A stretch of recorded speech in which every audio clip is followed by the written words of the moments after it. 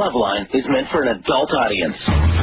Loveline may contain sexually oriented content. Listener discretion is advised. Adam Carolla, Dr. Drew. I'm not modeling anymore for the two of you. Loveline. Yep, it is Loveline.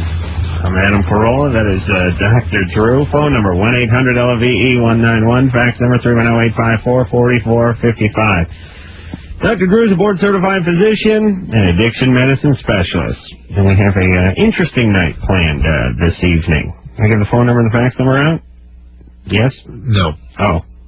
Phone number. Definitely not the fax number. 1-800-LOVE-191. Fax number 310-854-4455. There we go. Our guest tonight is Grace Quake. Grace is promoting her documentary, which is currently playing in New York, and I'll be out here in L.A. When the hell is it going to be out here in L.A.? 10th of March. Ah, there you go. I'll write that down. On January 19, 1995, she had sex with 251 men over the course of 10 hours, doubling the record set by a sex worker in Amsterdam. I like that, Amsterdam. They have sex workers. That's an interesting way to put it. And I hear a lot about these big gangbang movies. They sort of seem like they came into vogue about 5 years ago or so, although I'm sure they were around before that. But the competition seemed to heat up about 4 or 5 years ago. And there's always a little discrepancy, like, she blew half the guys, or, it was 80 guys and they went around 3 times. Oh, yeah. Yeah. Now, how do you know? I mean, how is it officially documented? Do you have the record of 251 guys? Well, it really isn't 251, and one of the things you have to understand is that this is all about marketing and trying to sell a video. Right. It really isn't about the sex, it's about the statistics. So a lot of these videos that are out there, even when the numbers go up, they're usually shot within a 10-hour period. And put it this way, all the companies, they're putting all this money to promote this girl in this video. Right. They're not going to let her failure to actually do the projected number of men to actually, screw up their investment. So through editing, they're always going to make it look as if she did 500, 2,000, or whatever. And at some point, I really believe that they'll just do it via computer animation. Wow. Now, just as long as I can masturbate to it. I'm not interested in win-aided indoor-outdoor Olympic status or anything like that. As a matter of fact, I probably wouldn't get through the first 2.5 guys myself. But the point is I have no idea what the answer to that question was. Is 251, was there 251 different men? No, there wasn't. There was 80 men. Interesting, I said 80. Yeah, you really hit the nail. 80 men, so to speak, and they all made 3-point-something laps around you? Well, when we're talking about 80 men, we're talking about 80 amateurs. Well, maybe 70 amateurs and 10 professionals. So in essence, not a lot of them could perform. I mean, they probably came in with all these fantasies about being a stud. This is their big break. They're going to become a porn star. But when it really comes down to it, they're here with all these strange men, with the press there, with cameras, and a lot of them, they just lost it. Yeah. Well, didn't you have professional fluffers on hand? It really is about performance anxiety. I don't think... No fluffers? There were fluffers. All right, because for me, it just has to be fluffers or donuts. one or the other. I mean, I don't want to have sex with the donuts, but I'm not going to wait around and stare at a guy's ass for 3.5 hours. I got a sweet tooth. So, you had fluffers? Yeah, we had a few fluffers. What a gig. What a gig. Oh, my God. Who were the fluffers? Were they professional porn stars? Yeah, they're like little starlets. Interesting. All right, so I'm still a little bit confused. I know we're here to promote the documentary, but you did have sex 251 times? Well, that's kind of like an academic moot point. I wouldn't say I had sex 251 times. Okay. Well, let me ask a better and more probing question. Why the hell does it say you had sex with 250 men over the course of 10 hours if you didn't do that? Well, that's how the video's been sold. I see. Yes. All right. Why did they say 2,500? Yeah, just make it 30,000 then, a soccer stadium full of guys. I think that would probably give the editor who cut that movie together a coronary. All right, so how many men would you say you actually had sex with on that fateful day in January? Probably, to be perfectly honest, maybe 50. Oh, hell, I've done that. So is Drew. We just added a layover in Cincinnati. Of course. We got a nice airport there. I had a few Bloody Marys on the plane. I think we had 2.5 hours to kill. You didn't document it, though. Well, that's true, but it's all up here. I'll tell you that. Oh, yeah. All right, so not 250 men, but 10 hours? 10 hours. 10 hours. Well, not even 10 hours, actually. Oh, boy. Oh, this is like myth-busting time, isn't it? I'm just terrible at this, but I just find it so hard to be able to stick to the party line and tell people live it. Actually, we had breaks for the following things: press conferences, photographs, water, lunch, cigarettes. Sure. Did you, now, about 80 guys showed up. They got in the line. Mm-hmm. When do you start getting naked when you're in the line? I mean, like, no, they're all naked. They're all naked in the line. Yeah, because even if you're by the way, I'm the kind of guy who shows up late to a lot of things, weddings, bar mitzvahs, funerals, stuff like that. I might be on time to this one. You know, I wouldn't want to just pull up, not have a place to park, and then get in line behind 80 guys staring at the 7,000 lineal feet of ass crack for 7.5 hours while I stood there sort of trying to keep a little leather going down there.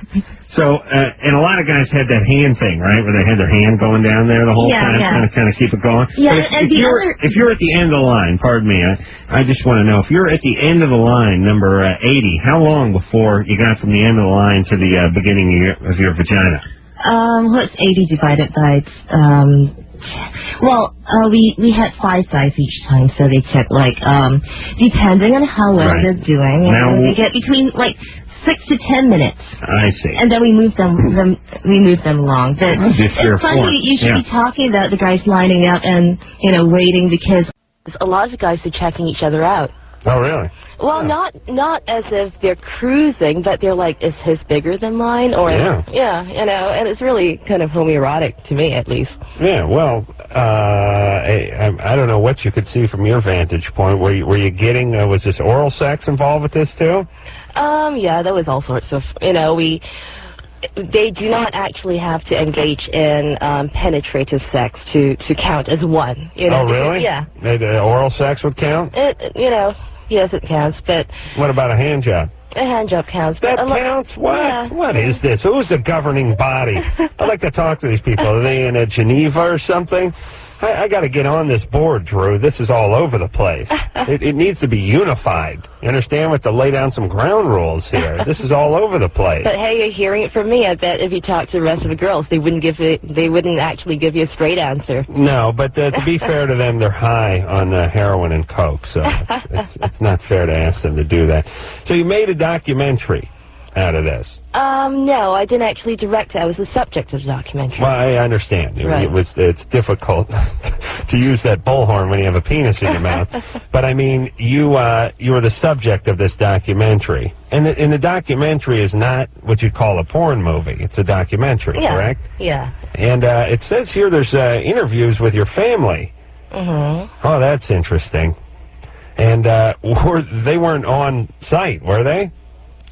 On site? Well, what I mean is they weren't at the location. No. We actually flew down to Singapore to talk to them. Oh boy. Yeah. That sounds like a good move. And did they see any footage? What we actually see in the documentary is me coming out to my parents about it. I see. Yeah. That's right. And did your father kill himself? No, my father's a stoic. Really? Jesus Christ. Seriously, come on. I mean, there's no way he didn't make some sort of attempt on his life. No, well, he was upset. I mean, both my parents were upset, but they were more upset about the fact that didn't tell them. I mean, Oh, no, they weren't. No, yeah. No, they weren't. Well, put it no, this they way. weren't. What, are you kidding me? Well, they were upset that you told them. That's what they're upset about, and that you did it, not that you didn't tell them. They were waiting for me to tell them. They knew about it, but, you know, it's just... My parents are very open-minded. When I was actually 18 years old, and I smoked a joint for a first time. Shut up. Nobody's mind is that open. That is... No, well, let me finish my story, right. okay? All right. Give me a break right here.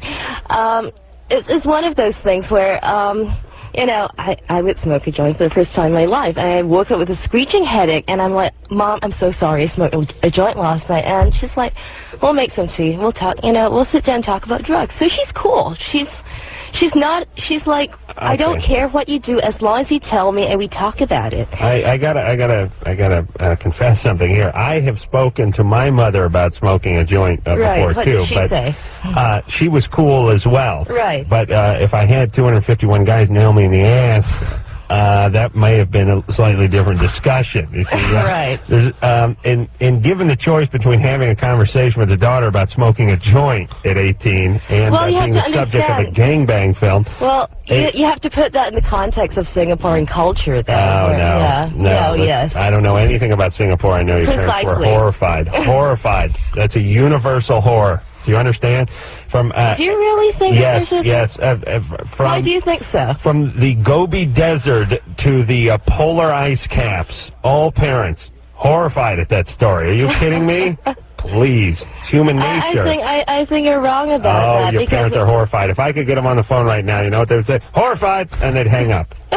Oh, come on. I'm sure you told them so you drive them insane, right? You want to bust their balls a little bit, didn't you? Not in that sort of way. Of course. All right, we'll get into why you wanted to ruin your poor parents' lives and plug the film. But first, we'll get into Sarah, who's 20. Sarah? Yeah? What's up? Well, I was just curious. For Dr. Drew, can I get a cold from doing a blowjob? Yes, that's obviously body fluid, and body fluid can be replete with lots of good virus. If you take that in, you can get a cold, sure. What about that as opposed to kissing? Which is more likely? Yeah, which is more? Well, I mean, people are always talking about saliva, but I guess you don't want to work semen in when you're just having a discussion about covering your mouth. Yeah, or wash your hands after lunch or before eating lunch. Yeah, unless you're over at my house. You can talk about stool, too, and urine if you wish. Yeah. But no, I'm just trying to think of any evidence. I don't know of any evidence that there's more virus in nasal or mouth secretions. And do you have to swallow it, or just contact with your mouth and lips would be enough? Mouth and lips would be enough. All right. Okay, I have another quick question. Yep. Sarah? Yeah. Yeah. Blow the hose, blow your nose. I should do a PSA. Okay. Right now, I'm really obsessed with blowjobs. Fantastic. And I was wondering if that was normal. Yeah, everyone goes through that phase. Drew, what were you, 19, 20 when you went through it? Was that in the airport? Wait, somebody's at my door. Oh, boy. Oh, boy. Speaking of horror. Was that about parents killing themselves? Yeah, I walked in. I'm on the phone. Mom. Are you on the phone? I'm on the phone with Adam. Who's Adam? Don't bring my number up, honey. Come on. Call me Lou. Lou. Friend. Mom, don't worry about it. Just go to bed. Mom. Good night. Oh, good night.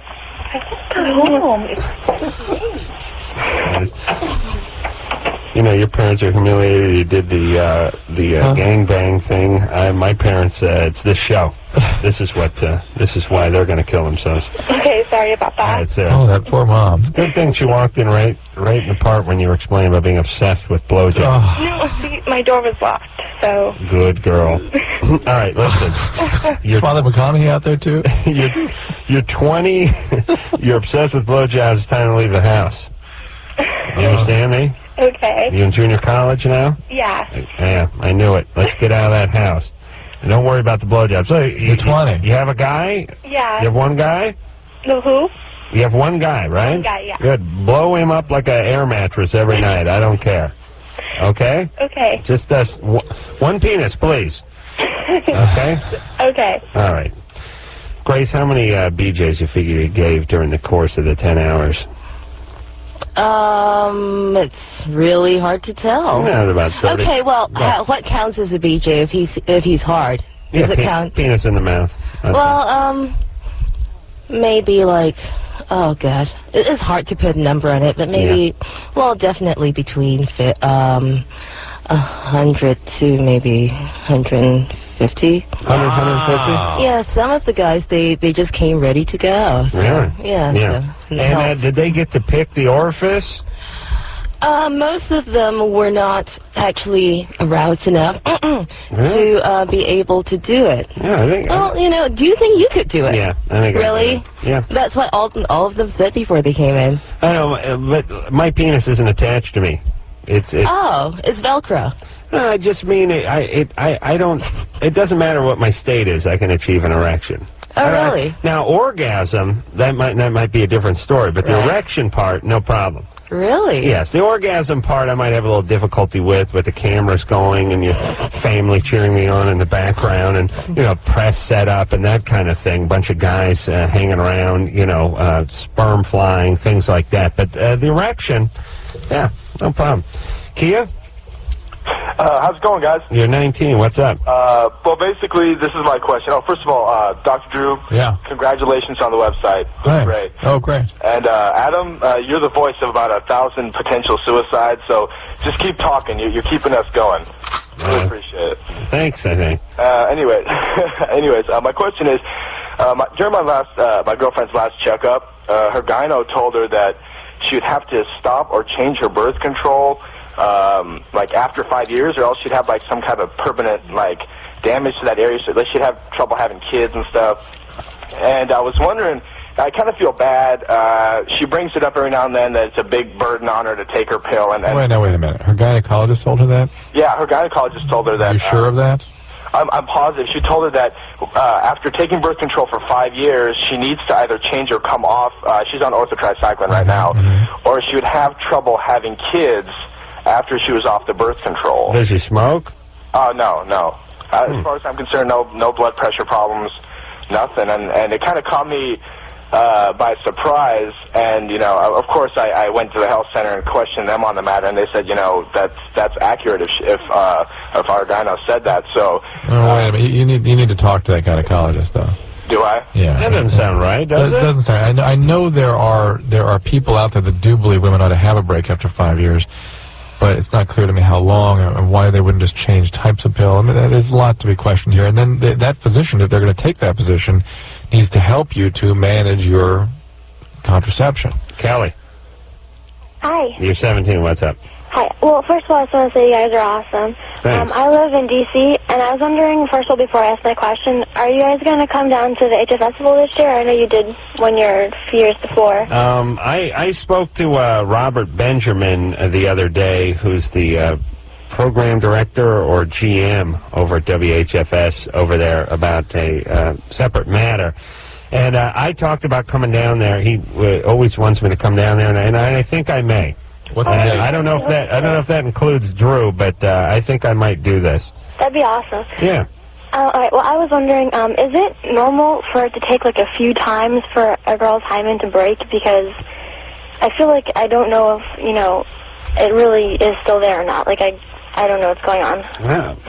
Can a woman tell if it's still there? That's what I thought. And all my friends that I've any girl that we're talking to is like, it just takes one time, but I bleed irregularly, like I have... Wait a minute. The guy was able to put his penis inside you? Yeah. The only way that can happen is if there's not a hymen there. I'm not sure if it was all the way in all the time, though. Like, it's not there, don't worry. It doesn't have to be all the time. Don't worry. But it still hurts. Like, how long does it take for it to stop hurting, and how long before... That's something different. That may have nothing to do with your hymen.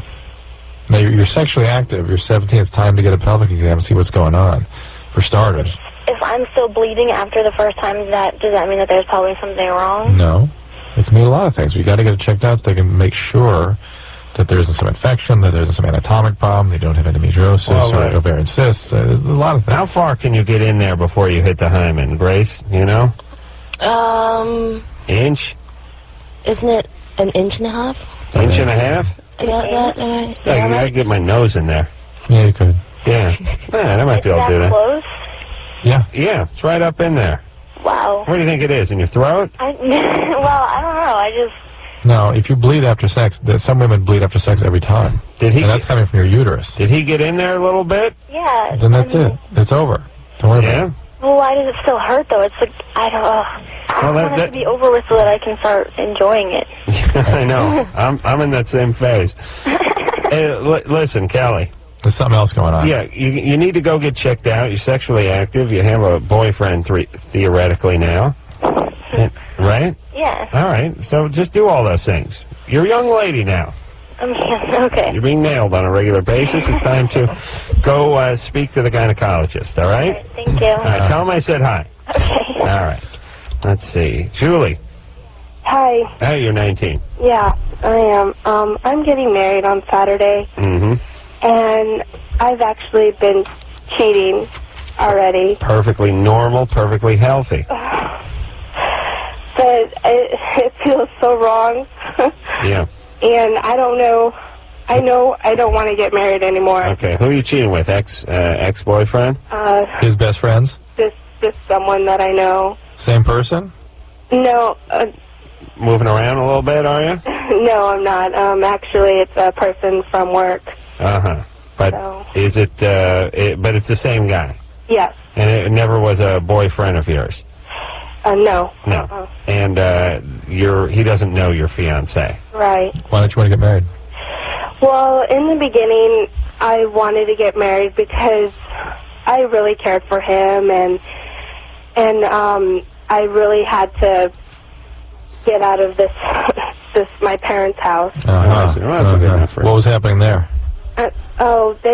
They're just really strict, and I'm the type of person that really wants to go out, have fun, have a good time, and they wouldn't let me do that. They wouldn't let me enjoy myself, so I had to get out of there. Right, but a lot of conflicts with them. How much you figure you're going to enjoy yourself by getting married at 19? Well, after I moved out of my parents' house, I moved in on my own, and I figured that I should move in with a roommate, save a lot of money. All right. Now, listen, hold on. I'm getting bored here, Julie. Sorry. How long have you been engaged to this gent? For about 5 months. And how long have you known him? For 10. 10 months. Yeah. All right. You need not to get married in 2 days. Okay. Did you send out invitations? Are people showing up? Everybody. It's a big wedding? Everybody's here already. Uh-oh. People coming in from out of town? Yeah. All right. Well, then you get married and you just get a quick annulment. Is something bugging you about this guy? No. Is he extra nice? I'm sorry? Is he extra nice? He's a wonderful guy. Uh-huh. That's what's bugging you. You need a little abuse in your life. You need a little danger. A little intrusion, a little parental style to the relationship, huh? Was your dad an a-hole? I didn't really know my father. Nope. Where was he? Better. He left when I was 10 years old. What was the matter? He was abusive towards my mother. So you saw violence in the home? Yeah. Okay. Stepdad come in? I'm sorry? Was there a stepdad? Yeah. What did he do to you? Nothing. My stepdad's wonderful. He is? But he's very strict. Uh-oh. Yeah. All right. I think of him as a father. He's a great guy. And it's funny, I think of my father as a stepdad. Interesting little twist there, isn't it? It is. Call him by his first name. Julie? Yeah? So you're a little bit... You should marry him. You're a little bit screwy. This guy's nice, and you're trying to sabotage. Right. Because you're not used to nice guys. You need to act out a little bit. Yeah. Yeah. I think you should marry this guy. That's what I'm thinking. Marry this guy. Don't cheat anymore. Get in a little therapy. It'll all work out. So I should marry him. Well, we're not making decisions. Believe me. However, you should at least try to hang in this relationship like this. And the reason you go nuts is you need to sabotage this. Your perception of men is that they're abusive and abandoning. I'll kill myself. All right. Grace Quake is our guest tonight. In 1995, she had sex with 251 men, although it turns out it was more like 80. And it lasted over 10 hours, so that was more like an hour and a half of actual sex, and a lot of the guys didn't come, and as it turns out, it wasn't really that big a deal. It's a bit of a bummer, isn't it? The point is her vagina's still in the sling.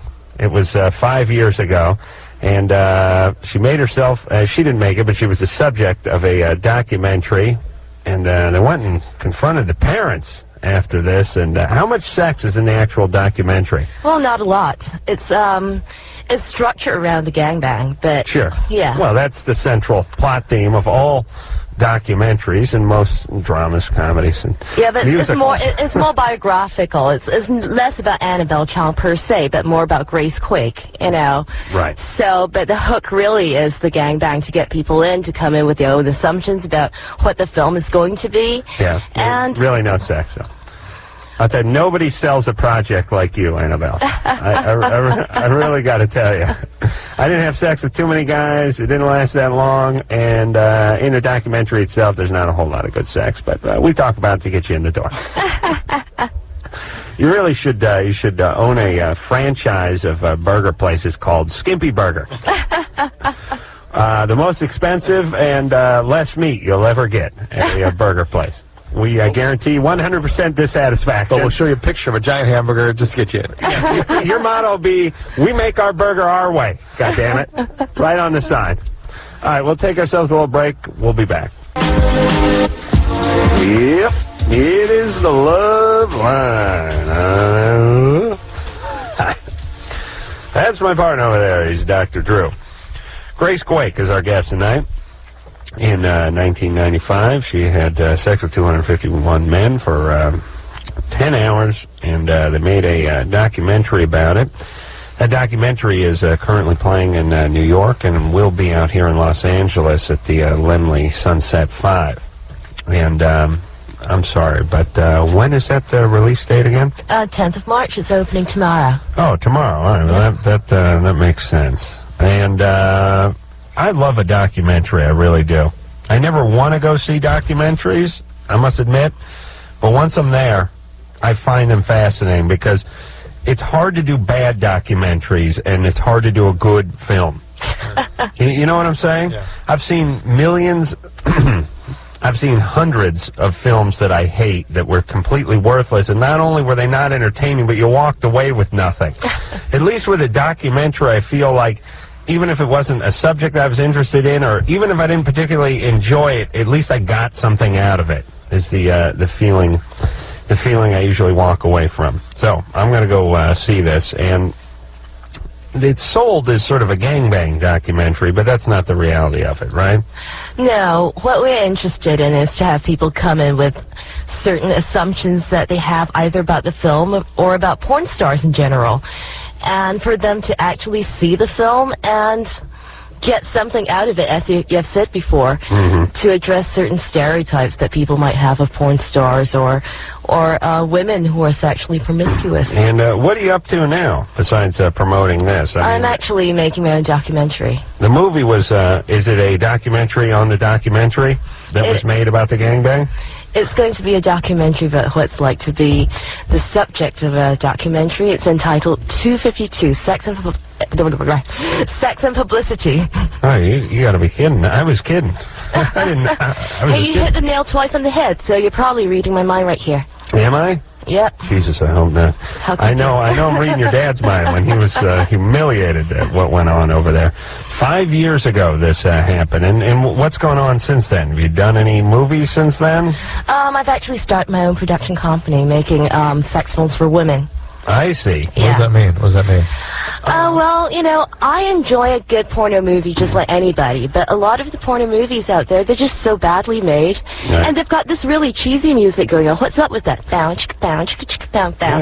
And like it just, you like that. It's groovy to you. There you go. Let me explain the porn for women. They steal their husband's credit card, they go to the mall, and Grace follows around with a camera while they charge it to its max. Is that what that is? No, that's a shopping and shagging novel. First one's called Shoe Shopping. Second one's called Boot Shopping. And then the third is Shoe Shopping 2. So what is it for women? What is it they want? I think they want to look at women whom they can actually relate to, because... what does that mean? I personally couldn't really relate to the big blonde girl with the super pneumatic boobies, and Let's get a nice, flat-chested, frumpy chick with a dimpled ass. No. It could be you or me. I like girls who look like, well, Angelina Jolie, for example. She looks like a real girl. She looks like a real girl, but she looks like a very beautiful real girl. Right. Right. So you got her in one of your porn movies? No? I've got the hots for Angelina Jolie. No I think kidding. she's beautiful. Well, get in line. She wasn't in the line, was she, with the 251 guys? No, my ex-girlfriend wouldn't put up with it. Uh-huh. Interesting that you're, I guess, lesbian, right? No, I'm not lesbian. Oh, okay. But you do like women, and you had an ex-girlfriend. Yeah. Okay, so what are you, bi? Probably. Yeah, I know you're one of these women of mystery, but let me explain something. If you like guys and you like chicks, you're bi, right? Right, but what if, let's say... You're into raccoons, too? No. No, what if okay. What if I've actually got a question for okay, because I hate it when people don't want themselves to be labeled. It drives me insane. I want to smack them with a microphone. Do you understand me? Well, I was bi, but now I'm not so sure, and this is my question. For the past year, I'm married to my job, right? And I haven't actually had sex for about a year now because I work 18-hour days, nonstop, and when I masturbate, I don't think about having sex with a man or a woman or, you know, a transsexual. When I masturbate, I just fantasize about masturbation. So does that make me straight, gay, or bi? Who's masturbating when you're fantasizing about masturbating? I'm masturbating. You're thinking about yourself? Yeah. Wow, you're going to implode. Ping. Just, you know, like those cartoons where the snake eats its tail? This is the sequel for Being John Malkovich. No kidding. So you don't, you know, I do that technique myself, too. Sometimes I just masturbate to masturbate. Right. I'm not necessarily even thinking about that much. Yeah. Yeah, I'm just, it's like when I'm exercising, I'm just exercising. I don't really think that I'm, you know, if I'm rowing, I don't think I'm actually on a Viking ship. I just think I'm sitting here rowing, you know, trying to work up a sweat and burn a few calories. So you don't think about guys or girls? How do you know to masturbate if you're not thinking about anything? No, I'm thinking about just masturbating. Really? It really isn't. And for a long time, I've been trying to figure out now, am I straight, gay, or bi? Well, you definitely screwed up, but I'm going with bi screwed up. Well, just confused. That's fine. It's amazing that you had sex with all those guys in a 10-hour period and you haven't gotten laid in a year? Yeah, well, no, because I work all the time. You know that's how it works. That's true, too. Yeah. Yes. I'm married to my cell phone. I understand. I've got a sexually abusive relationship with my cell phone. Angela? Caller goes by the name Angela. 29-year-old Angela. Boss stuck a bat between his legs and drew her attention to it. All right. Hold on there, Angela. Maybe we'll get back to you. Joe? Yeah. What's up? I had a question about potential damage from penis pumps. You come to the right place. What's your question, brother? Well, I don't know. So I heard that you know, you could like blow out a vein or something. You know, vein in your head? No, in your penis. You can, I suppose, do things like that, but it doesn't really hurt anything. Putting vacuum pressure on a part of your body is probably not a great thing. Like one time when I was a kid, Grace, you know what I did? I put a glass over my mouth, and I sucked on it. You know when you put a glass over your mouth, you go, and it'll stick to your face? Yep, you don't have to hold it anymore? I did that for about a half hour. I had this black and blue ring around my mouth for a week. Not good. Joe? Yeah, and could I ask Grace a question? Yeah, sure. Since you seem to be pretty honest here with the inside scoop on the porn industry, what is the deal with women actually having an orgasm on camera? Very often it's faked, and as a viewer, I could tell when it's faked. Oh, really? Yeah. You think you can tell? Yeah, I guess you could. Yeah. I'm a girl. I don't care. The reason you can tell it's fake is because it happens when the guy's doing his. That's how you know it's fake. It's too big a coincidence. All of a sudden, the guy's like going, all right, baby, put your goggles on because something's happening here. And the girl's like, oh, and the guy's like, and the girl's like, oh, and the guy's like, and they're like, oh, and then, you know, the guy pulls out and he's decorating her like a florist at a funeral. And she's like, the whole time she's getting nailed with the semen. She's like, Yeah. Obviously, that's ridiculous. Yeah, I did that. I get smacked with a reading lamp. You know what I mean? Yeah, of course. Yeah, and true. Your wife probably take a boot and just go right upside your head with it, right? If she didn't, I got a CAT scan. Try to figure out the hell matter with her. Drew's wife just grabs the cord from the clock radio and spins it around and just takes Drew out with it. Then ties him up and puts her hand up for time. All right, so what the hell are we talking about? We're talking about break. Yeah, all right. We're going to take ourselves a little break. Grace Quake is our guest tonight. She had sex with a big gangbang scene. Allegedly holds some sort of record, although there's no real way to document these things. But they made a interesting documentary about it, although there's no real sex in it. But they do talk to Grace's parents about her being the recipient of this gangbang title, and that, to me, is worth the price of admission.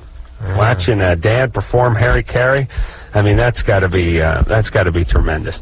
All right, we'll take ourselves a little break. When we come back, we'll speak to Natasha. Doctor says she can exercise on meds, but she's out of shape, wants to know what to do. Drew will tell her after this. Yep, it is Loveline. I'm Adam Carolla. He is Dr. Drew. Phone number 1-800-LVE-191. Fax number through 0854-4455.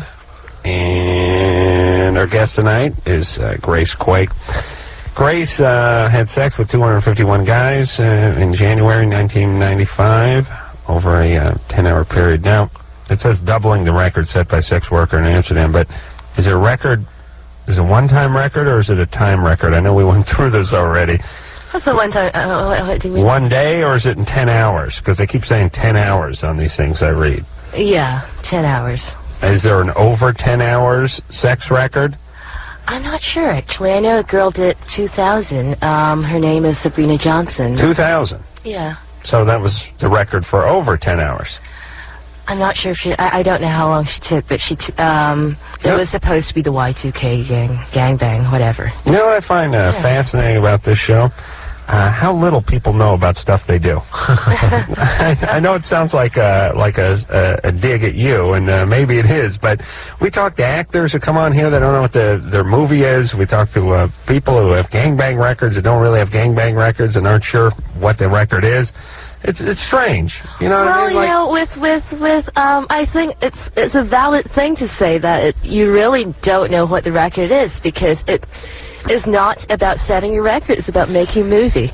No, but why in every single press release here is they're so fixated on the record? It's 10 hours, it's 251 guys, they set a record, they doubled the record from the chick in Amsterdam. Hey, I didn't write the press release. I know, but you should read it, right? I read it. Okay, all right, that's all I'm saying. All right. Natasha? Yeah. You're 18. Yeah. What's up? Well, I'm on amitriptyline. All right, me too. Oh, okay, and I was wondering what I can do to work out, because I'm like... Wait, how are you rattling the pills around in your hand? Well, she got to read the container. Yeah. Yeah, but it could be the maracas. What's the dose you're on? 25 milligrams. It's a very tiny dose, a relatively small dose. Well, it still says... Hear that? See?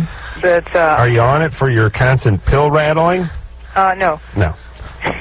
I see. And, Drew, what is this amitriptyline for? It's a tricyclic antidepressant. It's also for headaches and sleep. Yeah, I have it for pain. Chronic pain syndromes. Yeah. You need to exercise. I don't trust those chronic pain syndromes. At 18? Well, I have fibromyalgia. Well, who doesn't these days? What is that, Drew? That's chronic muscle ache and fatigue. Chronic fatigue, basically. Ah, please. I don't buy that for a second.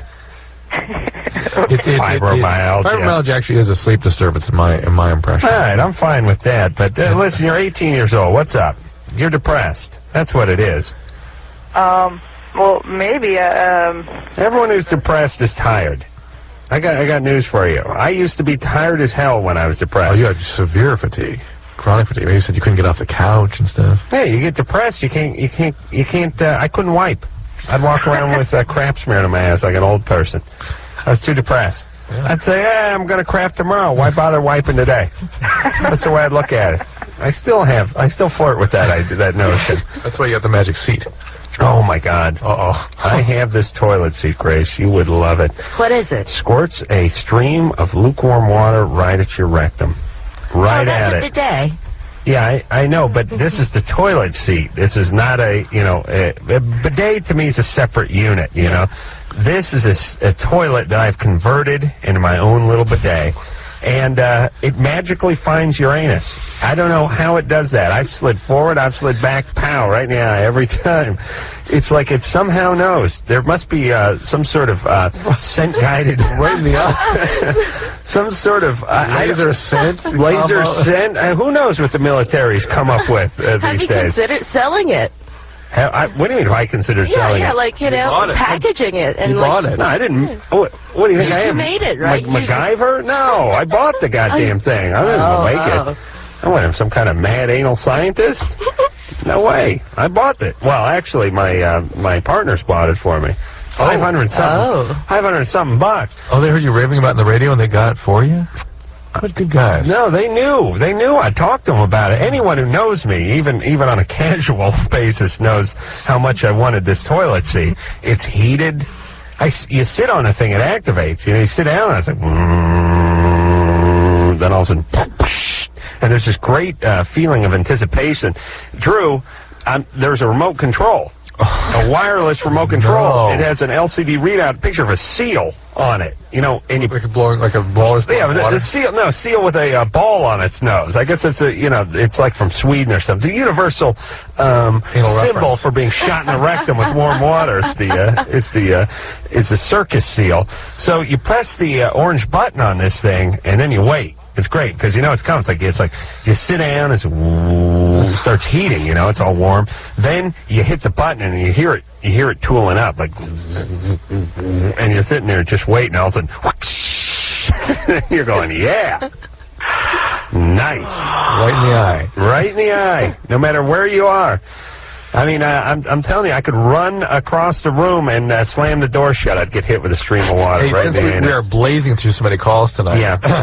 I'm in the chat rooms. So listen, you're telling Shush up. You telling Natasha to exercise even when she's on that pill? Part of the treatment for fibromyalgia is exercise. That is a cornerstone of treatment. The other thing is getting some sleep hygiene restored, and the other part is antidepressant medicine. Okay.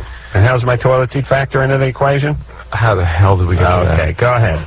DrDrew.com. I'm just seeing people want to ask questions. They got the chats there. I'm there as Dr. DDP, and be happy to answer any, or try to bring some of those questions onto the show. And in fact, we had a girl ask if it's safe to increase breast size or go after increased breast size by taking the birth control pill. Yeah. And some women get that as a side effect, but I don't think any doctor would prescribe it for that ends. Fantastic. Chris? Yeah. You're 23. What's up, guys? You're dating a girl with a traumatic past. Yeah, and big surprise, she's having trouble committing to me. Mm-hmm. She was molested for 7 years when she was 3 to 10. She was raped at 14. Her mom left in the 5th grade, had an affair on her dad. Yeah. So now her dad's not abusive, but, verbally abusive anyway. Yeah. So I'm trying to date her, and she does this back and forth thing where she'll say I'm the best thing in her life, and once they commit to me, she'll never hurt me. Then 3 days later, she turns around and says, well, I need time to heal, and I want to do this now. Heal from what? From what happened. What? Is she in therapy? No, I've been trying to convince her to do that, and she thinks that I think she's crazy when I tell her that. How does she plan to heal if she doesn't get treatment? She doesn't understand that she needs it. Hey, Chris? Yeah? Listen, this is going to be short and sweet. She is 10 years of therapy away from being able to be stable in a relationship with you. That's kind of what I'm thinking. Easily. Now, I don't know what's up with you, that you need a project or you have to save her. I understand you're 23, you're a guy, you're attracted to her and all that good stuff, but I'm telling you, brother, tough road to hoe, get out. She's not even in therapy. She was abused for 7 years and then raped. I mean, and she's not close to getting into therapy and is insulted by you bringing it up. This is going to be nothing but a dance. Yeah. A chaotic barn dance for you. Get out. Get out. Oh, wait. Let me ask. No. I want to ask about his past real quick. Just real quick. Chris. Yeah. You know, where did you come into the need to take care so much of a woman in pain? I don't know. I have a horrible obsession with fixing girls. Yeah, I know. But what's up with your mom? Did your dad leave? No, my family is all together. The only thing I can remember is that when I was young, first grade, I would go into tears when my mom would drop me off for school, and I would feel abandoned all day long. Okay, so something about the way your mom reared you that made you feel abandoned. We can't go on with that because you hung up on him. So fine. No, listen, Drew, the reason I'm not getting too much into it is because he's 23, and 23-year-old guys can be infatuated with a woman, especially if she's attractive, and there's nothing else going on in their life, and they hang on with both hands. Yeah, you're right. So it's almost academic whether it's them or the person. But this person's many hours in the therapist chair away from being right for a relationship. All right, we will take ourselves a break. When we come back, we'll speak to Kristen, who's 17. When boyfriend masturbates, he holds his semen in by squeezing the tip. Wants to know if this is healthy. I'll talk more about my toilet seat after this. 6 FM. It's Loveline. I'm Adam. That's Drew. Our guest tonight is Grace Quake, the movie or documentary she is in, and that is about her, is the Annabel Chong story. It will hit the Lemley 5 out here in Sunset at tomorrow on the 10th, and it's in New York, and then they'll see about wider release after that. January 1995, had sex with 251 men over the course of 10 hours. And this is that story and, well, other stories. They followed you around for a couple of years, right? Yes, for 2.5 years. And now you went and told your parents about it, and they followed you over there. That, to me, is going to be the highlight of the film. That's the end of the film, actually. I see. And close to the end, about 90% of the way. What did your parents know before you went in there with the camera crew and explained to them what you'd done? They were not aware that... Well, they were and they weren't, let's say. They knew that something was up, but I was not really ready to tell them yet. What did they know was up? They've heard stories about what I've done, and... All the way back in Singapore? Well, you know, Singapore's not that, you know, we get the internet and everything, so... I see. Yeah. Yeah, so when you told them what you did, how did you describe it? Well, actually, it didn't happen the way I planned it. Singapore being Singapore, somebody actually called my parents up and told them. And, you know, I came home and I knew that they knew. And what we did was to just sit down and start talking about it. Not a lot of that was actually included in the film, simply because we have 130 hours of footage, and that's an 86-minute film. But right. I thought the scene where I came out to my parents was very sensitively done. I really appreciated the fact that the filmmaker did not zoom in. You know, he kept a really respectful distance during the entire thing. He didn't zoom into, you know, us crying and stuff like that, because that would have been, I guess, emotional pornography. It would have been exploitative, I thought. I thought they were stoic and didn't react. Huh? Yeah, I thought your dad was stoic. The what? Your dad, you said your dad is very stoic, you said. No, earlier. my dad,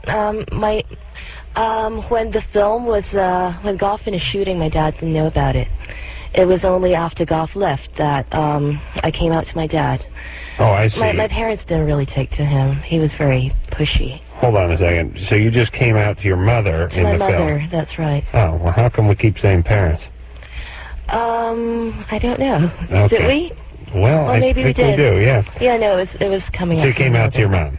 Yes. All right. Now, well, what happened to you that brought you to this lifestyle? I've always been curious about pornography. No. That's not an acceptable answer. Well, something had to happen. Something happened. What happened? Something. You know what I'm talking about? Oh, that's so Psych 101, though. Little molestation or something like that? No. I was never molested as a child. I was very precocious. Yeah. And never raped? Am I right? I was raped when I was 18. So no, yes, no, Yeah. never raped. Yeah, I was raped when I was 18, and no, not as a child, but much later. And I think it was when I did the gangbang, it was almost as if I was trying to take back a certain degree of control, and that was one of, that was an outlet that. Right. Well, listen, I've seen enough Charles Bronson movies to know how revenge works. You know what I'm saying? They kill the wife and family. He's a sharecropper. So he has sex with 251 guys. Indians, actually, I think is the way it works. So you looked at the gangbang as a way of trying to summon some control over the situation where you're out of control. But I think that was one of my motivations. I mean, doesn't that people. make sense? I mean, I think about how people do act out with women tend to act out in a way of trying to regain power over men, right? Yes. I've seen over and over again. Mm-hmm. And men act out in a way in terms of objectifying and exploiting women. Mm-hmm. All right. So, but nothing before that. Nothing with the three neighbor brothers or anything like that. No, nothing. All right. Mm-hmm. Gotta be something here, though. You didn't get hit on the head with a coconut or anything like that? No coconuts. Kristen? Yes. You're 17? Yes. So, what's your boyfriend do when he masturbates? Well, when he's about to come, he pinches the tip and he holds it in. Nice. And then he spits it out of his mouth? Does that prevent him from ejaculating, or is that just... Yeah. He completely just holds it in. And then what does he do? It just stays in. No, wait a minute. Let me ask the question again. Does he not have an orgasm? He does. When he does, he pinches the tip so nothing comes out. So it's a sensation of an orgasm. Yes. But nothing actually leaves the penis. He doesn't let it. He pinches it so it doesn't. Doesn't it come out later? No. Yeah, you know, except for his balls look like someone put an M80 in him, like in a cartoon, like boom. His eyes. His eyes pop out of socket. Good. He'll be dead in 6 months. That's my prediction. I was just wondering if that would make him, sterile or anything. What kind of idiot are you dating? It's not good for his prostate. What? Why does he do this? I have no idea. Is he religious? Or is he a neat freak? He's been doing it since, I guess he was in 8th grade or something. I see. All right. How he does it. Yes, very dangerous. I don't think that's good. Let me explain my theory on the human body. I've failed biology. I never took anatomy, but I still know how the human body works. Things that need to come out? When stuff's trying to come out, you got to let it come out. Whether it's you're sneezing, I know, if I'm about to sneeze and I pinch my nose off, I'll blow an eardrum out and a testicle goes shooting across the room, take out a street light. Okay? You can't, when you're vomiting, it's got to come out. When you're urinating, whatever's coming out, you can hold it before it comes out, but once it's coming out, you try to grab it at the end, you're going to hurt something, right? Yep. That's right. Okay. It's not good for the prostate. It causes retrograde ejaculation. Not a good idea. Sarah. Yeah? You're 17? Hey, you guys, have been listening to you since junior high. I love your guys' show. Oh, my God, I'm going to kill myself. You were in junior high, and you were hearing me, right? Yeah. Oh. Since 7th grade. I got to talk to my agent. All of our little friends used to listen to you guys and tape your shows and stuff like that. Yeah. Did it keep you out of trouble? Yeah, most of the time. All right. Okay, now let's hear what's the real problem? I'm gay. Oh, boy. I feel like we dropped the ball, Drew. Well, let's see. Yeah? Well, my girlfriend, who was my best friend in junior high. No. You used to listen to the show with her? Yeah. Oh, my God. Drew, you should resign immediately. When she'd spend the night. No, Drew. Kill yourself, then quit. No, but listen, her parents are trying to kill me. They want me dead. Why is that? Because they can't accept the fact that we're together. Yeah, but do they really want you dead? Well, her mom said that if she had one wish, before she died, she would like to rip out my spine while I was still breathing. Well, it's how she said it. She may not have said it in a threatening way, right, Drew? Her dad follows me to school. Really? Yeah, he wants to put a restraining order on me. Okay. Well, let me ask you guys a quick question.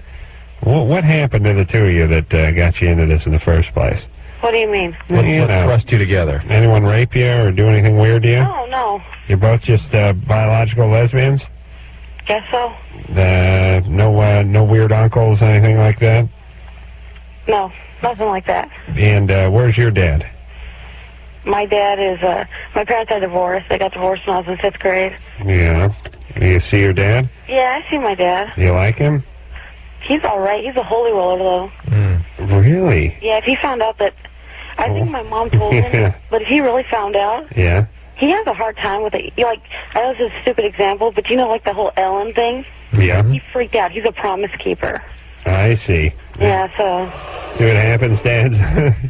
You go to the promise-keeping meeting, and your daughter's out cleaning cave at the house next door. And that's what happens. And he's a promise keeper, and then divorces. He got divorced. Oh, he's divorced. Yeah. Well, he cheated on my mom. He left my mom for a student. Yeah. Oh boy. I love that. This is like finding Jesus after doing. Him. Oh yeah. Yeah, they'll forgive him, and then send him to hell. I love that. I just love everyone's own personal take on their relationship. Yeah, sure, I've screwed up a bunch of stuff and ruined a handful of lives, but don't worry, I got a personal relationship with these guys. You'll forgive me now, or I haven't. Those are his words exactly. That's what he believes. He doesn't believe it. You know the beauty, Sarah? He doesn't really believe it. You can sleep like a baby at night. The more he tries to talk you and other people around him into it, the more meetings he attends, the more events, the more pounding on his chest and chanting he does, the less he believes it. Thank you, Jesus! People that really believe it, they don't talk to other people about it. They know it. People that know it don't go to big meetings in football stadiums and yell about it. He's just weird. Yeah. Okay. Well, now we're getting a little insight here. But, you know, I don't know what to do. Like, she's got a younger sister that attends the same high school as we do, and she spies on us. How is it that their parents know everything? Well, they found a letter. How does your mom feel about this? My mom's fine with it. I mean, once in a while I get the occasional dyke jokes from her, you know, when she's pissed off. Sure. My mom made dyke jokes when I was growing up. How old were you when you established this relationship with your best friend? 15. Okay. And, wow. And now, how's her dad? Besides wanting to put a contract out on you. Yeah. How is he? What kind of guy is he? I thought he was all right. You know, he's like some vice president of some big company, and it's all about their image. Interesting. All right. They've been together for 25 years, her parents. Listen, you got to, first off, all you crazy broads out there with your diaries and your letter passing, knock it off. It's a big paper trail leading to your vagina. We talk to women all night. Oh, the mom comes in, reads the diary, finds out she's smoking pot and giving oral sex to her boyfriend. They find another letter.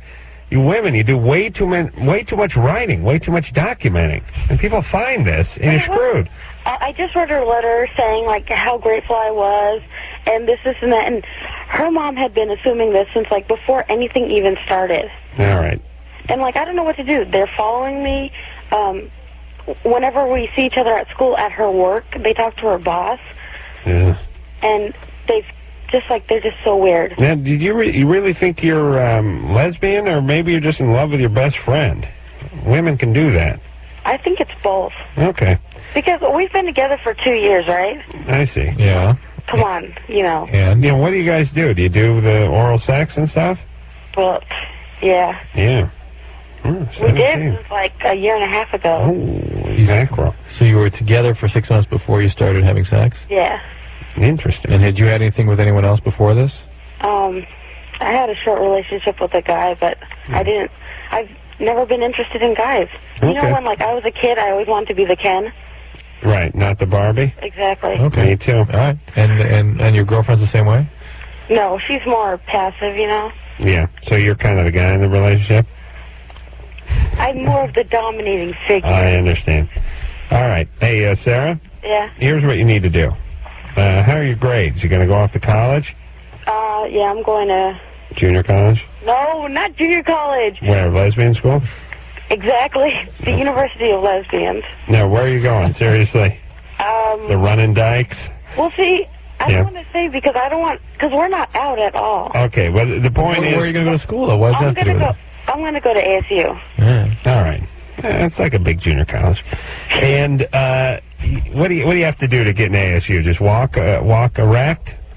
Have like a opposable thumb? How's that go? Is that on the application? Please, All right, listen, Sarah. Yeah. You go off to college, and until then, you guys got to kind of lay low. You know what I mean? Don't pass any letters. Don't hang out too much. You know, talk on the phone. Sneak around a little bit. Well, that's what we're doing now, but... Steal away. But you can't... You have to sort of somehow convince these parents that nothing's going on. You just have to lie. I don't know how else to say, because when the people are screwed up and religious and you're living under their roof, it's too much. You're not going to talk them out of anything. Just BS them. It's all right to lie to people that force you to lie. That's perfectly fine, by the way. When people ask you to lie, then lie away. And then you go off in college and, you know, then you hook up. That's how it works. Kimberly, I mean, that's what I did, except for I didn't go to college and I cleaned carpet and I didn't get laid. Other than that, that's my story, right, Drew? That's your story. Kimberly. Yes. You're 27. Yes, sir. What's going on? Well, I'm 27. My husband is 40. And we've been married a couple of years. He's on a little bit of medication, and he takes the amitriptyline for migraine headaches. Oh, it's twice in one night. I know. We haven't talked about it in quite some time, have we? Amitriptyline is not one that typically comes up. All right, so go ahead. Anyhow. Also called Elavil. Exactly. Anyhow, besides the medicine, he's 40. I don't know if this is something, you know, that happens with 40, but our sex life is... penis brown. Penis problem? Exactly. Yeah. Well, Drew's 42, and he's he's stiff as an ironing board down there. He's got plenty of libido, too. I tell you what happened in the St. Louis airport, the 251 women. Drew had sex with her in the layover. That's what it sounds like. I haven't noticed any fall off yet. No? I'm sure it'll happen soon enough. But you're very virile. But what medication is he on? The amitriptyline. No, what other medicine? He said something. Well, I mean, he has a heart condition. He has these faint spells. So they have to keep his heart going with medication. What's the medicine? It's called proamitine. Drew doesn't know that one. Wait a minute. Say it again. It's called proamitine. What's and then he's on another kind of medication that keeps his blood flow down, so he doesn't have any regular heartbeat to link to this other problem. What's that medicine? Tenormin. All right. Well, Tenormin will shut him down completely. So there's your problem. There you go. What can I buy him? Well, this is what Viagra was invented for. Well, he can't take Viagra, the doctor says. Because of his heart? Exactly. All right. Well, anything else? 2 tongue depressors and some duct tape. I would look to... I'm desperate. Don't believe in divorce. Talk to the doctor about changing the... Well, first of all, there are antidepressants that sometimes help this, like Wellbutrin, things like that can beef up his sex drive.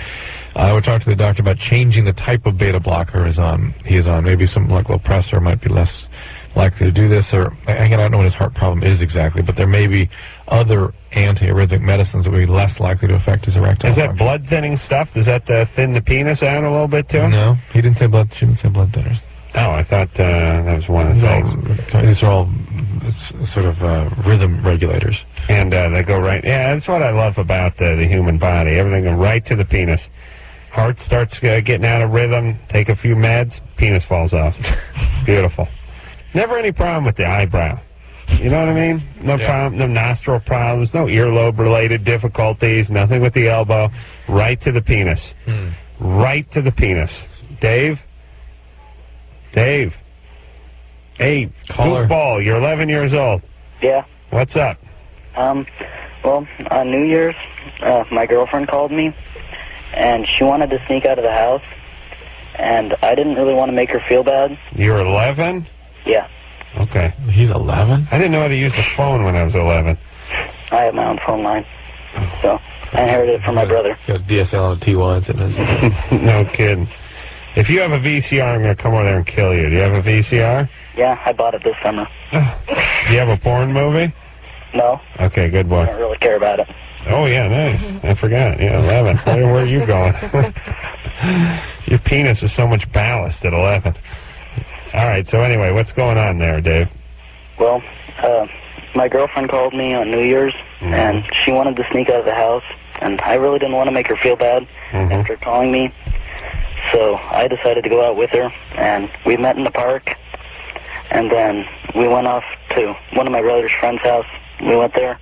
for a party, and then most of them kind of left, and we found an empty bedroom, and so we slept together, and then she didn't leave till about 6 in the morning, and she snuck back into her house, and, well, I'm feeling kind of bad about it and stuff. How old is she? She's 12. Oh, older woman. What grade are you in at 11?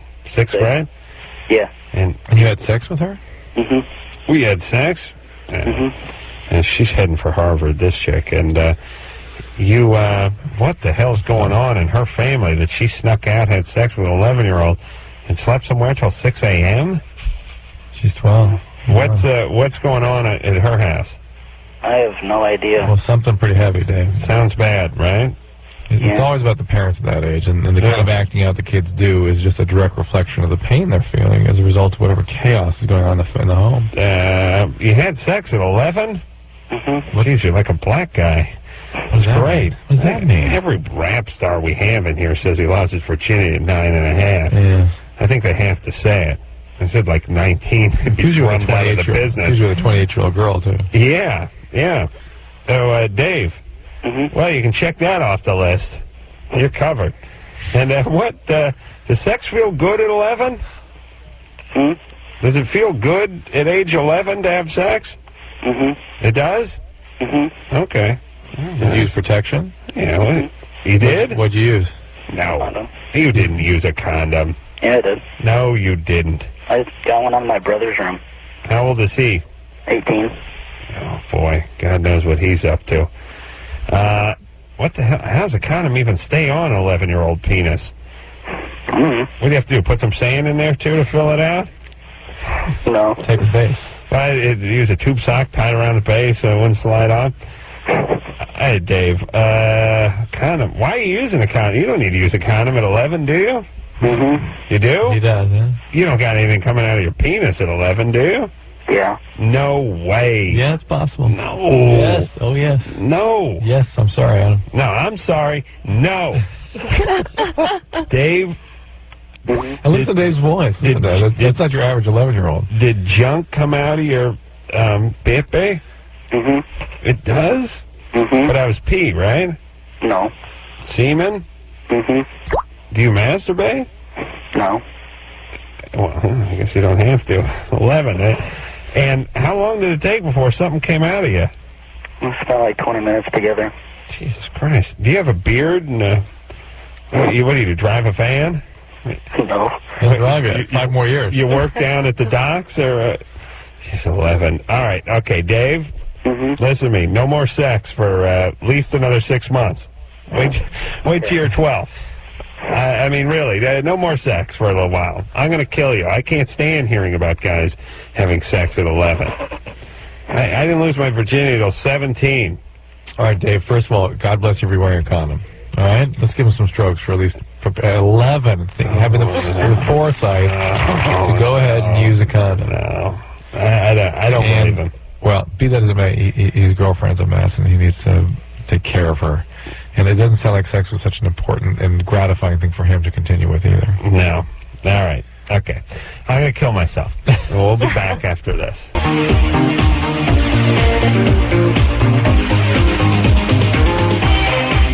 right. We're back with a little more Loveline. I'm Adam Carolla. That is Dr. Drew. Grace Quake is our guest tonight.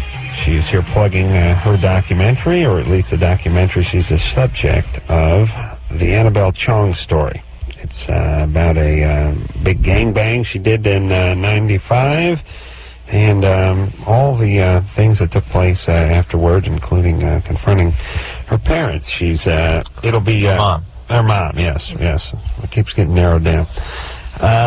It'll be released tomorrow at the Lemley 5 on Sunset. It's currently playing in New York, and also Grace is going to be doing a little question and answer. Yeah, Q&A at the 7:30 screening for Friday, Saturday, and Sunday. How does that work? Well, the audience can fire any questions at me, and I'll give them an answer. All right, let me write that down.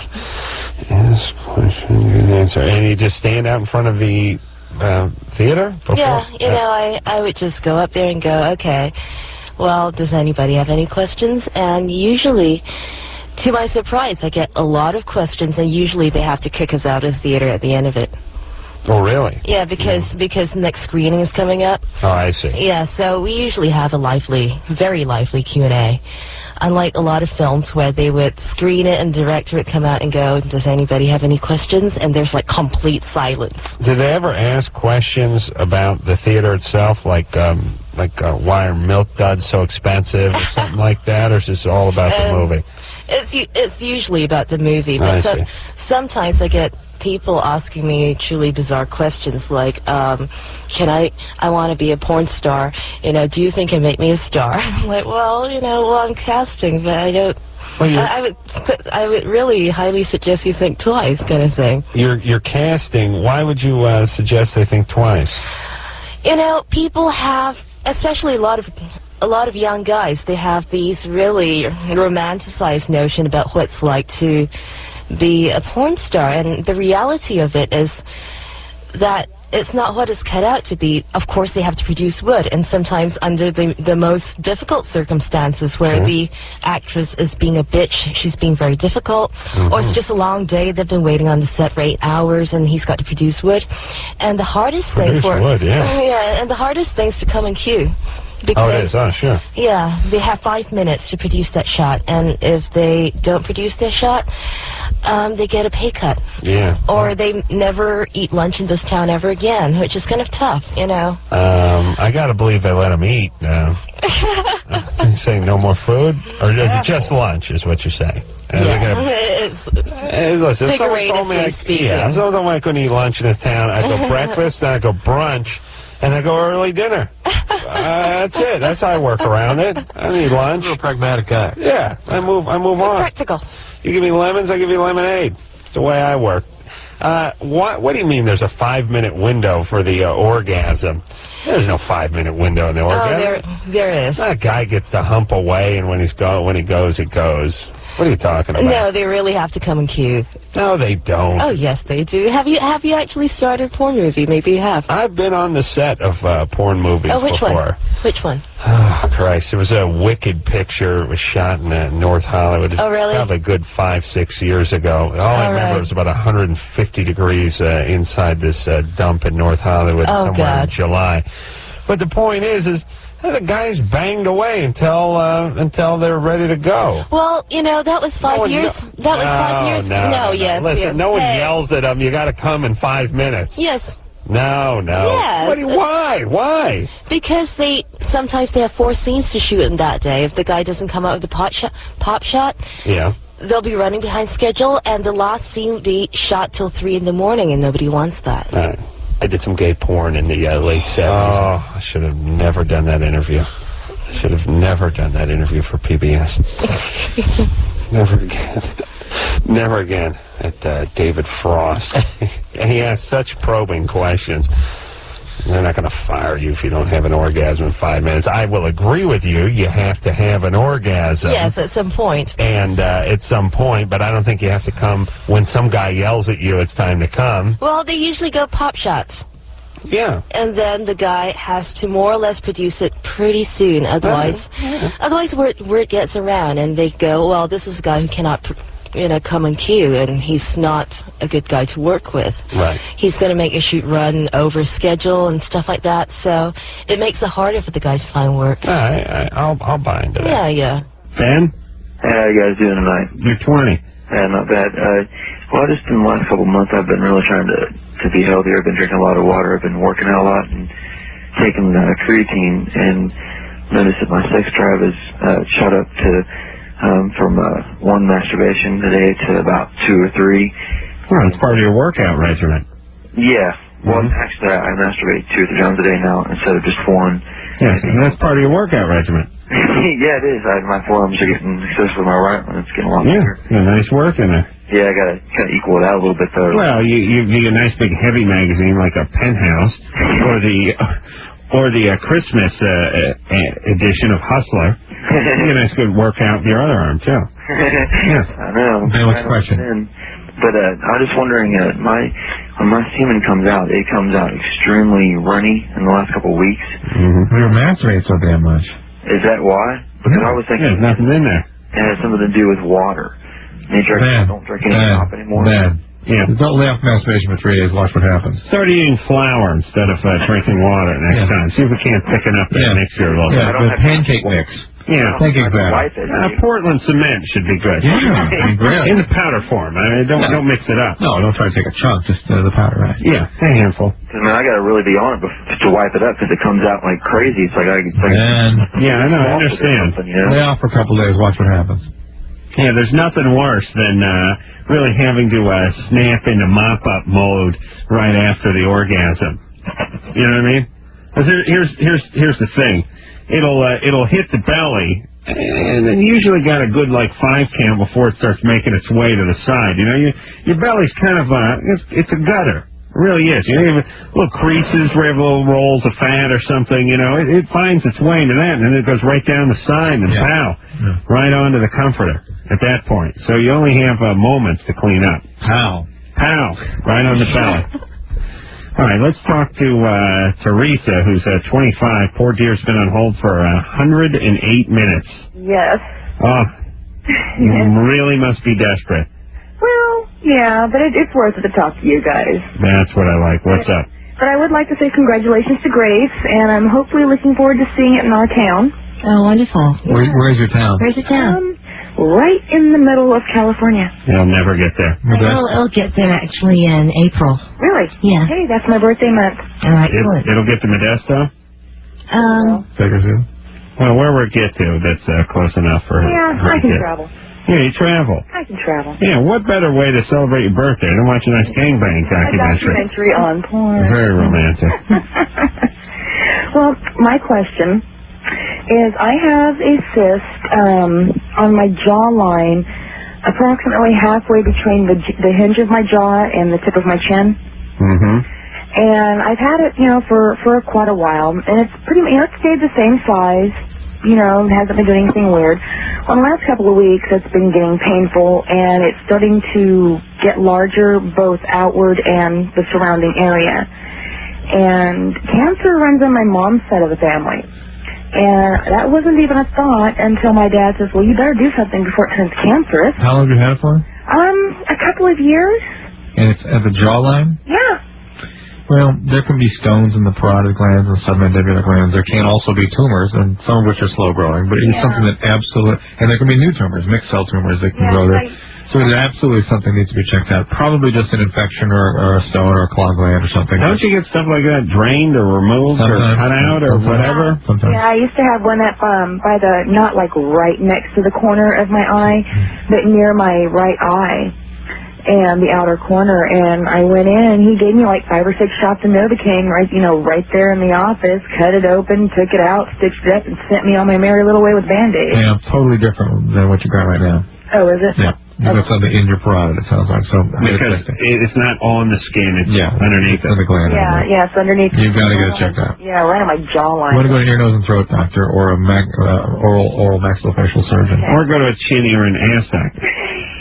No, Adam, that'd be yours. Okay. With the little, bidet. Oh, I'll tell you. Well, here we are back at it again. I laugh like a mad scientist when I sit on that thing.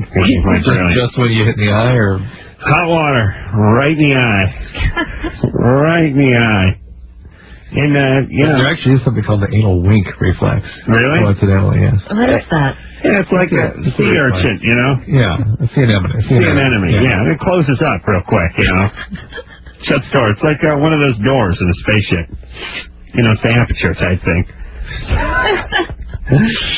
There it is. That's what I love most about the future, the idea that the hinge will be outlawed in 2010.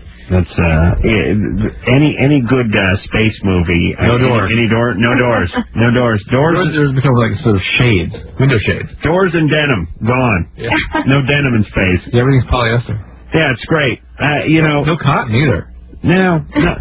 It's really bizarre. It's weird. It's like filmmakers went, how do we convey that we're in the future, that this is really some sort of fantastic cosmic voice? I know, the door. Even though doors haven't changed in how many years? A couple thousand? That whole convention must have come up around the time that they invented those sensors that open the entrance to like the grocery stores. Yes. That must have been a huge breakthrough in 1952. Right. And made its way into film and never left. Right. Hey, yeah, that is I think that's what it did? That's the only part about Star Trek I don't buy. I buy the whole part about Spock and the intergalactic travel and the Klingons, the whole thing. It's that those doors function properly, because anyone who has a pocket door knows it doesn't work. Then once it slide into the side of the wall, they don't come back out, they get caught up, they get stuck. Never works. CJ?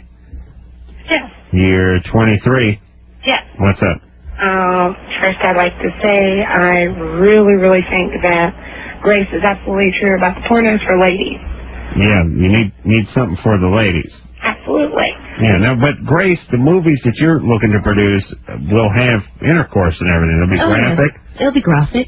Very nice. Oh, well, it should. I mean, it's just the movies that are out now are stupid. Yeah, they're dumb. Dumb. They're cheese. Yeah. Well, listen, no one told you to turn the sound off.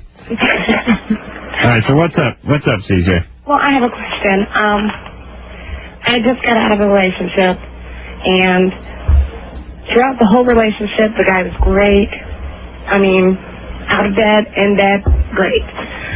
But in order for me to have an orgasm, I would literally think of women while we're having sex. Mm-hmm. And this is not something that's just, recently been happening. It's been going on for, God, years. All right, so you figure maybe you're into women? Yeah, I'm not worried about it. I'm just wondering if maybe that's what I need to... You ever been with a woman? No. Yeah. What's your history like? When did you start dating guys? I didn't start dating till I was 16. Mm-hmm. I had a mother who was a cop. Oh. Yeah. That's rough. Yeah. And what else? The guy's been good to you? Yeah. What was your dad like? My dad was great. They're divorced. At what age? I was 11. And when you say your mom was strict, what do you mean? Well, she wasn't real strict. She just didn't, you're not allowed to ride in a car with kids until you're 16. She didn't want to pull you over. Yeah. All right. Hey, CJ? Yeah. Yeah, I think you're thinking about this a little too much. Many women fantasize about women. And, She wants to act on it, though. But I understand that. But the fact that she hasn't had any contact with a woman at the by the age of 23 feels like if that was in the cards, it would have happened by now. Right. So are you planning something? No. You're not? It's come up so recently. It's because I have a friend that's a lesbian. Uh-oh. She's going to go to work on you. No. Oh, yes. Not really. That's very persuasive, those lesbians. They talk you out of anything. This is a hard lifestyle. Right. Da-da-da-da-da. Right. But I've always been the kind of person that was up in her face going, well, I still think that woman's attractive. And, Okay. Well, listen, here's my take on this. I think she's going to have an experience with a woman and decide it's not for her. But it feels like she has to check it off her list. It's bothering her a little. What do you think the mom as a cop had to do with this? I don't know, but I don't trust cops in general as people. Now, I know we have the, where the hell are we? Culver City's Finest listening to the show, and all the guys we see around here seem pretty decent. But in general, there's professions I don't trust. Cop is one of them. That don't mean all cops, and certainly not the ones listening to the show right now.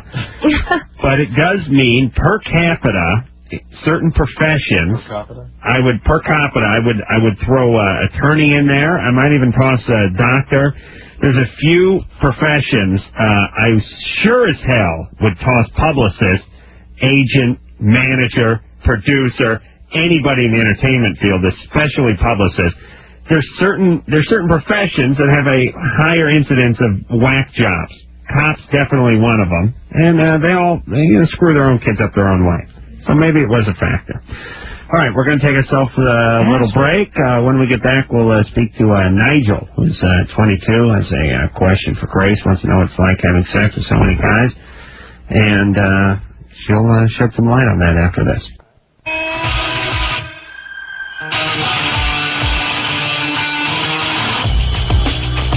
Oh, Chip. What? No, call it fell off. Fantastic. One less to deal with. Our guest tonight is Grace Quake. She's the subject of a documentary which will be out at the Lemley 5 out here in Southern California tomorrow. It's currently in New York. It's called The Annabel Chong Story, and it's basically based on the tremendous gangbang she had in 1995, and following her around, talking to her parents and Mother. all sorts of other good stuff like that. Okay, so where the hell were we? Well, we were going to talk to Enos or whatever the hell. What the hell's that guy's name? Jay? Yeah. Hello? Yeah, Jay. I'm here. Ready don't like Jay. We're listening, Jay. What's the deal? I was just wondering what a doctor does if you have a yeast infection. Like, does he go in there and look up in you, or what? Is it like when you go to the doctor every year? Yes. That kind of thing? Yes. Why? I was just wondering. Hey, Jay, what's going on there? What are you working on? Oh, I'm doing the dishes. I see. If you have... Stop that for 3 minutes, sorry. please, you jackass. Jay, here's the deal. If you have an itch or a discharge, you can try some of the over-counter creams. If they don't work, then you've got to go in to see what other sort of infection this might be. Okay, I did, and then it went away, and then it came back. You need to go ahead and have a doctor take a look at it. But you had sex again, right? Yeah, and I was just maybe thinking it was because of that. Yeah, he may have something else that he's sort of giving you. All right. Okay. All right. Like, I just call up and say, I think I have a yeast infection. Can you come look at me? Or do you look at me? Or do I just, like... Just make an appointment, Jay. Hey, Jay. Yeah. Jay, you're a sexually active young lady, right? Mm-hmm. You got to go, go to the gynecologist once in a while. Get Right, I do. All right, so you go The in. appointment's not till July. Yeah, you make an appointment. You make an appointment. You go in. Doctor walks in, and he or she says, "What's up?" And you say, Okay. "Yeah, I got a burn. I got an itch. I got whatever." Went away. I used over-the-counter yeast medication. Came back after I had sex, and let them check it out. Okay. Grace, what Yeah? kind of shape was the vagina in after the gangbang? It's still there. Still there? Still there. It was just hanging on by a thread, though, after the gangbang, right? No, it's fine. It's healthy. Felt good? Yeah. How long before you had sex again? I had sex with my girlfriend on Wednesday. Well, we did it on Sunday. She gets aroused watching me have sex with other men for reasons which I cannot really fathom. And she was very randy when I came back. From the gangbang. Yeah, and I was like, look, give me a break. And then Wednesday she was, I guess she just... She went down on you after that? Yeah. Yeah, I'd eat dog food out of a hubcap faster, and I'd get down there, or like I'd give you a break. I'd have you like soak in a tub of vinegar or something for at least 6 to 8 weeks or How something did you like protect that. yourself against STDs? Condoms. I broke condoms. All right. Well, in that case, I'd go down on you maybe later that night. Did you have to ice yourself down? No.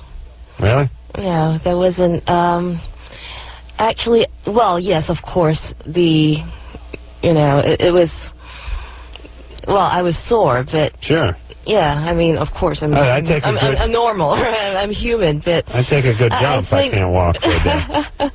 Can only imagine. I think a lot of the strain, too, is on the neck and the knees and, everywhere, so it's almost like running a marathon. Your knees? Knees. You're on your back, though, right? No. Hi, doggy? Wheelbarrow? Well, varies. I get bored in my back, I get really bored. Me too. Yeah. But I still don't move. So, I mean, you're on your back, you're on your knees? Yeah. Hey, you're moving around. Moving around. Nice. You never got on top, though, did you? I did. Wow. Yeah. I'll tell you. Variety. It's the spice of gangbang. Terrence, sorry. Yeah. Terrence, you're 18 years old. What's up? All right. It's just one person just threw it out of my school, and I think he looked alright, and I don't know. I think he's like, I don't know. I can't explain it. Every time I see him, I get hella horny. All right. A male. You're attracted to a guy. Yeah. And that's scaring you. Yeah. Okay. But you've never been with a man? No. Now, do you think you're gay? No. No. Do you like women? Yeah. Yeah. That didn't sound like a real strong endorsement of women. Yeah. Do you like... Gay are you? Let me ask you a question. Do you like pizza? Yeah. Okay, see? So that one? Yeah. All right, you like women? Yeah. Still slow down. It wasn't as good as pizza. He likes pizza more than women. I don't blame him. They'll never break your heart, that pizza. And if they do, you get another one in 20 minutes or it's free. Well, Terrence, just see where this goes. Don't act until you're a little clear on what's up with you. But you seem to have some ambivalence about your sexual orientation, and this is the age when you sort of kind of come to terms with some of those things. I understand as a guy at 18 who thinks he's straight his whole life, all of a sudden he finds another guy he's attracted to, and he's kind of freaked out. Yep. But don't worry. You don't have to do anything you don't want to do. Just relax a little bit. You make your move if you want. If you do, that's fine. But just slow down. Slow down. And relax. Slow down. Everyone slow down. Yes. That's what I Don't think be in we're a big saying. hurry. Yeah. All right, we're gonna take ourselves a little break, and we'll be right back after this.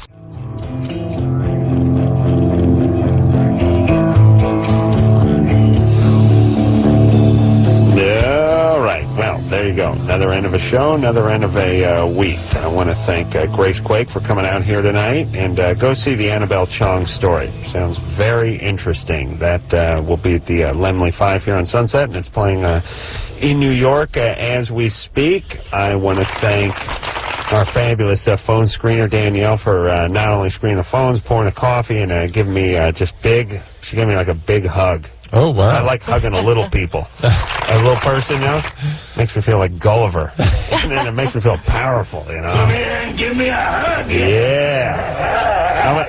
I want to thank Engineer Anderson for doing a great job all week. And until next time, this is Adam Carolla for Dr. Drew saying mahalo. Anderson? Here. Well, now, this has been Loveline. The stuff expressed on Loveline is not necessarily the stuff of the staff, management, sponsors, or anyone else, including Westwood One Entertainment. Loveline is produced by Ann Wilkins Ingold. Now, please enjoy these birds.